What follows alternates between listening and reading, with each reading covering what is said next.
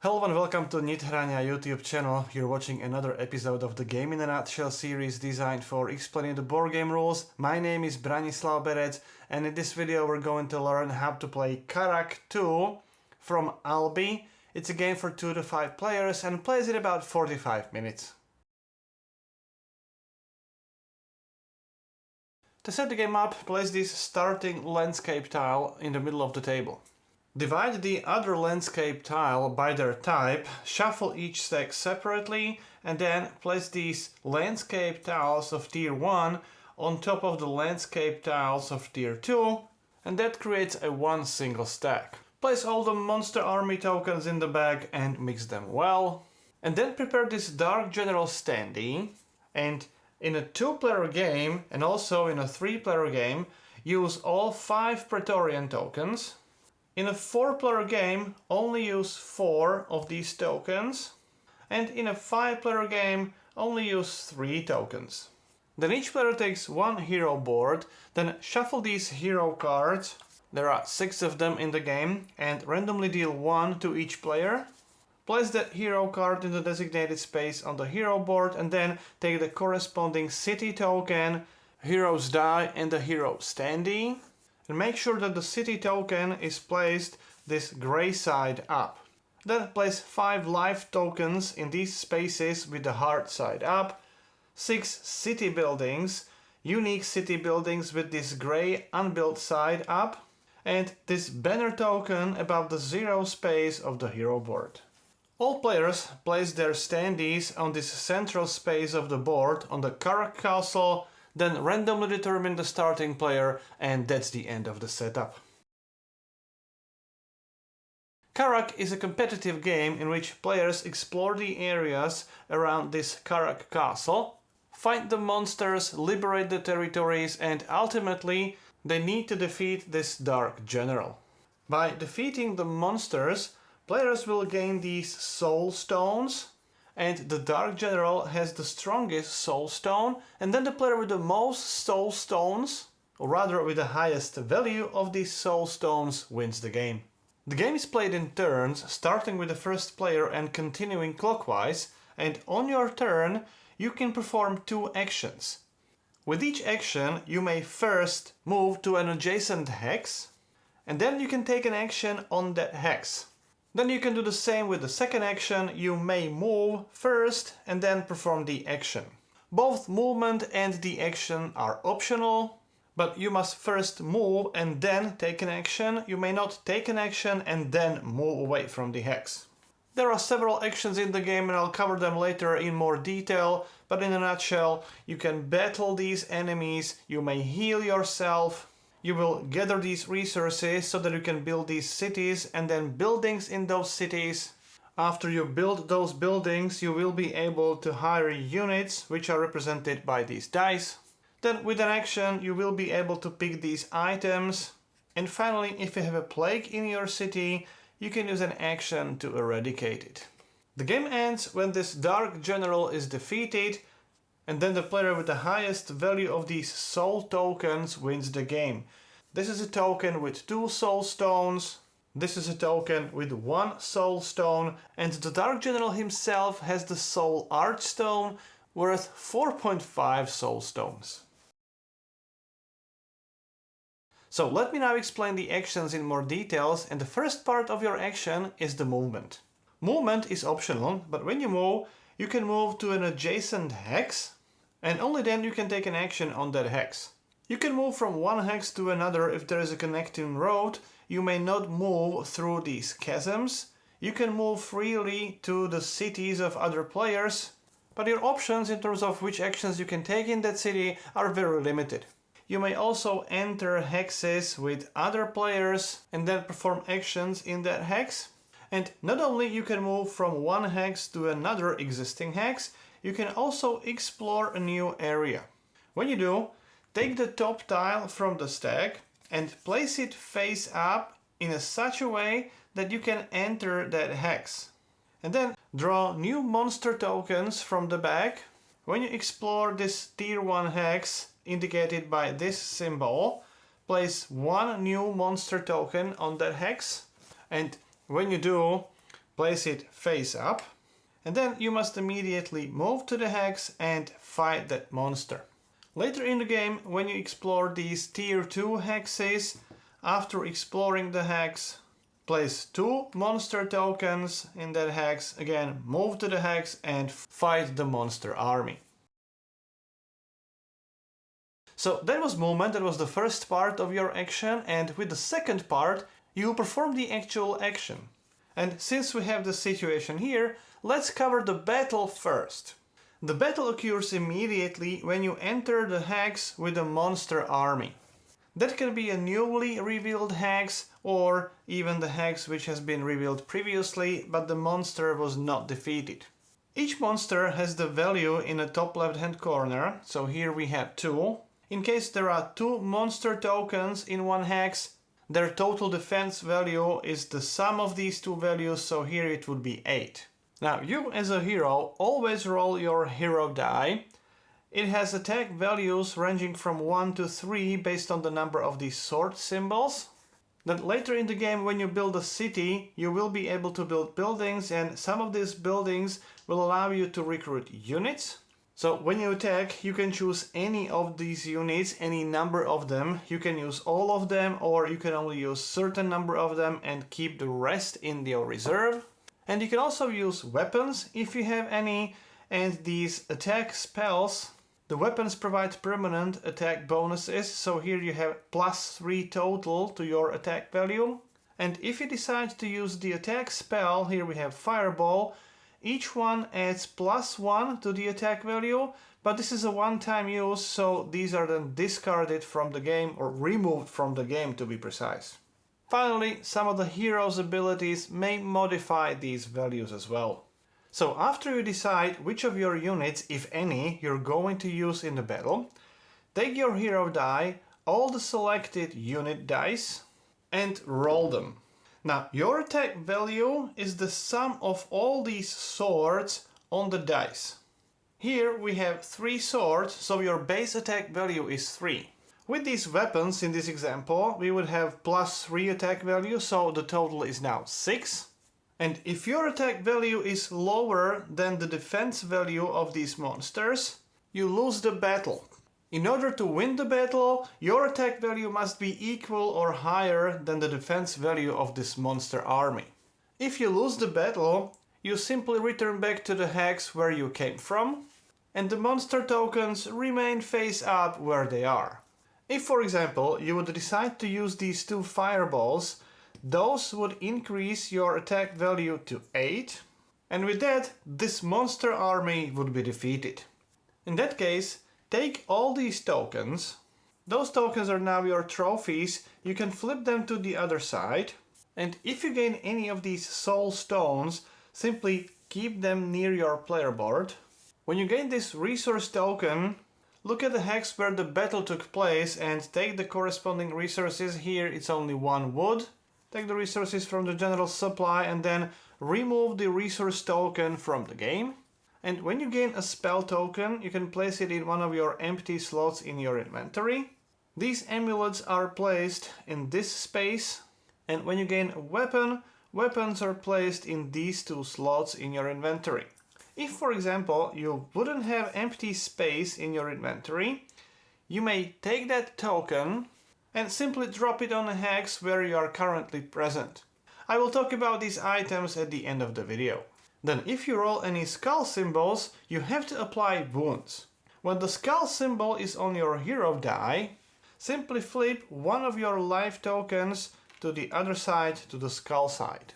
If you roll a skull symbol on one of your unit dice, that unit has been killed and you have to return the die back to the general supply.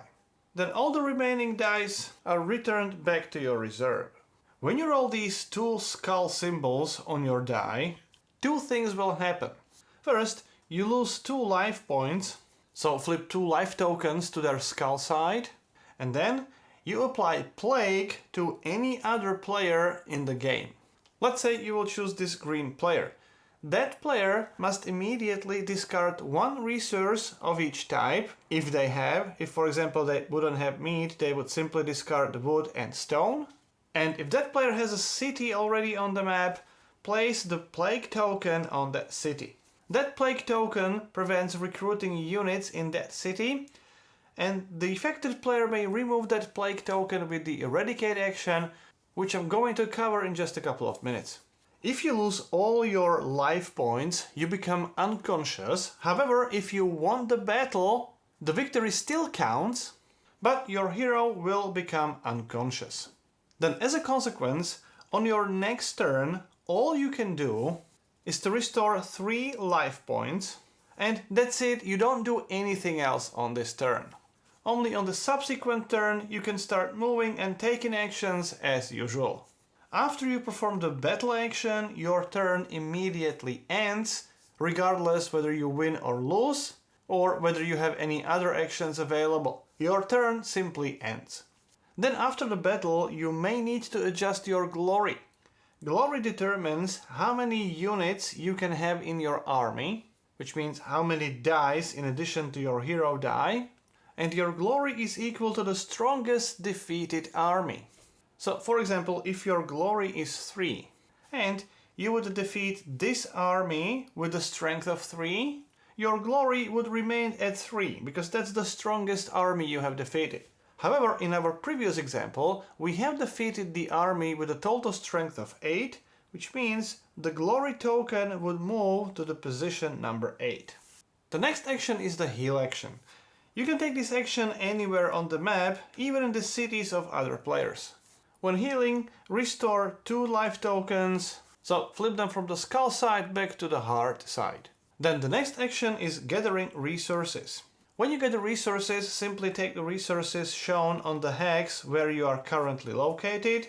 So in this example, you would take 1 wood and 1 stone. Take these resources from the general supply and place them in your personal supply. Resource tokens in the game are meant to be unlimited.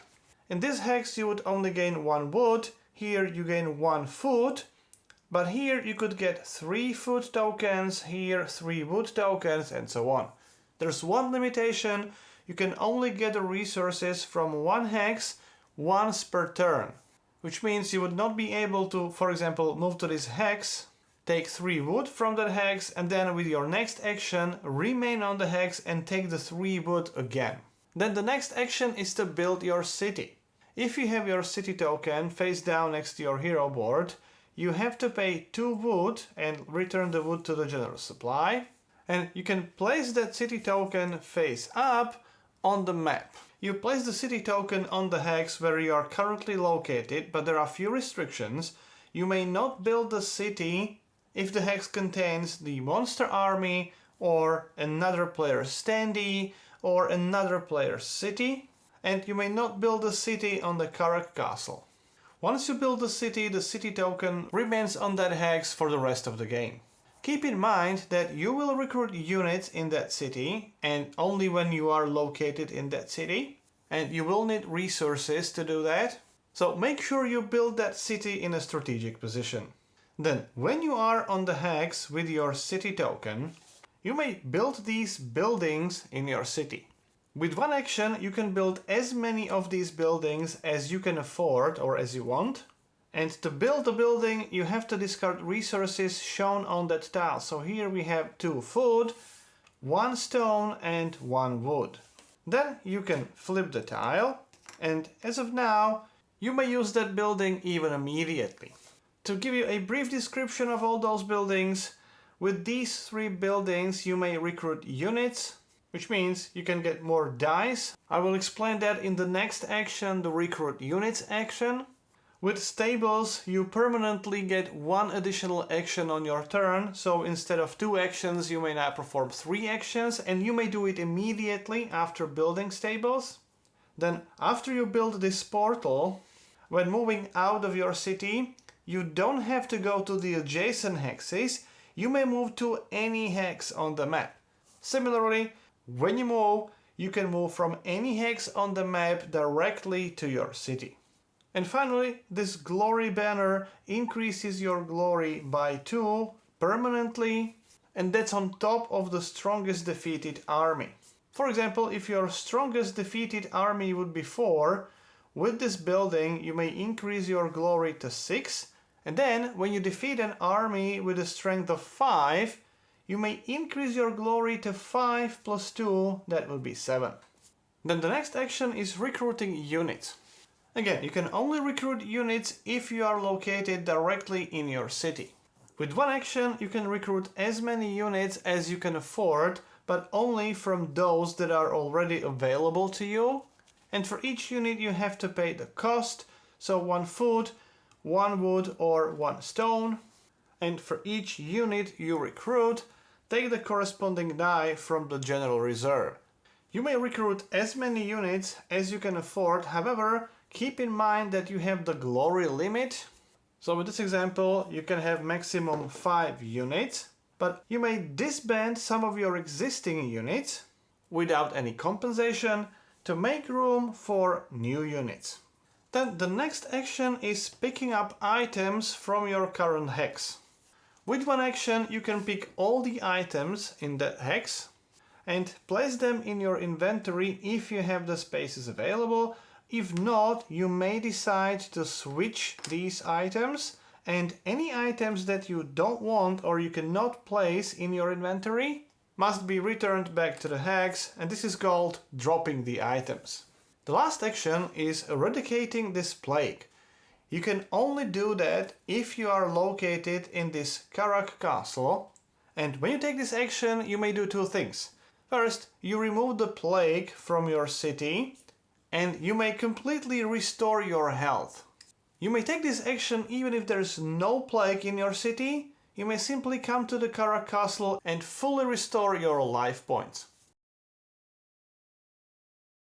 When you reveal this hex, place the Dark General standee on the hex with the corresponding number of these Praetorian tokens based on the number of players in the game. After revealing that hex, you must immediately move to that hex and fight the Dark General. The defense value of this Dark General is always 10 plus the number of Praetorian tokens, so in this example is 13, and you perform the battle action as usual. Although there is one exception. Every time you battle the Dark General, you always lose 1 life regardless of the outcome of the battle. Now, when you attack the Dark General, if your attack value is 10 or more, but less than his total life points, so in this example, let's say your attack value would be 11, you lose the battle. However, you remove one of these Praetorian tokens. With each removed token, the total defense value of the Dark General is always reduced. In this case, it would be only 12. If your total attack value is equal or higher than the total life points of the Dark General, you win. Take the standee. It's your trophy worth 4.5 of these soul stones. And remember, you win even if you get unconscious, and then the game immediately ends. Each player counts the value of these soul stones. This stone has the value of 2, this one 4.5, and this token is worth 1 soul stone, and the player with the highest total value wins the game. So it may happen that even if you beat the Dark General, you don't win the game because you don't have the most soul stones. I have already talked about these items in the game, but let me now quickly summarize them. These are soul stones needed for the victory. This is a resource card. When you get the token, take the resources from your current location and remove the token from the game. These weapons provide permanent attack bonus during each battle. These purple tokens are spells. These fireballs can be discarded. For each discarded fireball, you increase the attack value by 1. And this is a pickpocket spell. Again, it's a one-time use. When you use it, you steal any 2 resources from any player's reserve. And finally, these green tokens are amulets. You can only carry 1 amulet at a time, so when you gain another amulet, you have to choose one and drop the other at your current location. With this amulet, you get 1 additional action. So if you have these stables built as well, with the stables and this amulet, you actually have 4 actions in total. With this amulet of resources, when you gain resources, you get one additional resource of the type of the resource you have gained. The Amulet of Glory increases your glory by 2. So again, with the building in your city that provides the glory, your total glory can be increased by 4. So for example, if you defeat an army of strength 5, with these 2 tokens, your total glory would be 9. Keep in mind that if you have this Amulet of Glory equipped and then you drop it, you also have to reduce your glory by 2. Then with this Amulet of Titan, you get this Titan die. It acts as another unit in your army but doesn't count against this glory limit. This die doesn't have a skull symbol, it's a Titan, so it can never be destroyed. However, similar to this Amulet of Glory, if you drop that amulet, you also lose that die. And finally, the Amulet of Protection can prevent 2 skull symbols during each battle. So, for example, it can prevent these 2 skull symbols, or you can prevent 2 of your units from dying. And you can also prevent the effect of the double skull symbol on your hero die. However, you don't lose 2 lives, but you must still apply the effect of the Plague and Misery. Talking about the Plague and Misery, as I already explained, when you apply the Plague, the affected player must discard 1 resource of each type, if they have it, and the affected city cannot recruit any units, but you can remove that Plague with the Eradicate action. Then if any player rolls a double skull symbol on their hero die, when the Plague is in play, you have to apply that Plague again, which means you may move the Plague to any other player in the game or even to the same player, and the same player would have to discard 3 resources, meaning 1 resource of each type. If you want to play a friendly game, you can completely ignore this Plague and Misery rules. And finally, let me quickly go through these special abilities of heroes. With this first one, whenever you reveal the new tile, you always draw 1 additional monster token. So when you reveal the tier 1 tile, you don't draw 1, you draw 2 of them, and then you choose the 1 to keep and return the other back to the bag. When you reveal the tier 2 landscape tile, draw 3 tokens, choose 2 of them to keep and return the other back to the bag. Then with the second ability, you build the city and the city buildings for 1 less resource, meaning you can build the city only for 1 wood. In order to build this building, for example, you can spend 2 wood and 1 food only, or 2 food and 1 wood, and so on.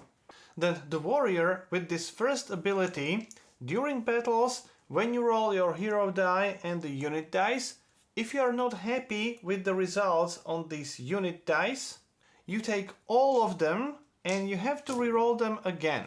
Then you must take the results from the second roll. Just to reiterate, you must reroll all of them.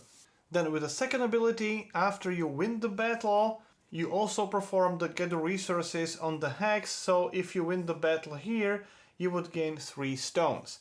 If you also have this amulet of resources, you would gain 1 additional stone.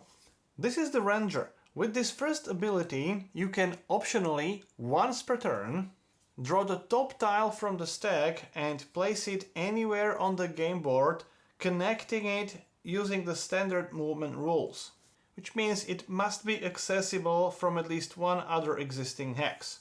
Then add the corresponding number of monster tokens on it as well. This is not considered an action, and you can do it anywhere on the map regardless of the position of your standee.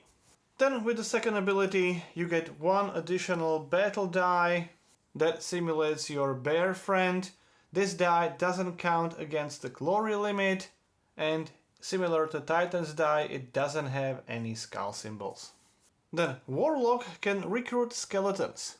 Warlock can spend an action to recruit 1 skeleton die, and he can recruit up to 3 of these skeleton dice. Again, these dice don't count against the glory limit. However, they do have the skull symbols, so these skeletons can be killed during battle.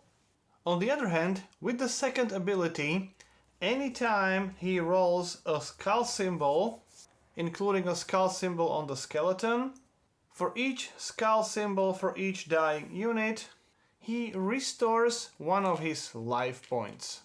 That also applies to the standard units. For each one, he restores one life point.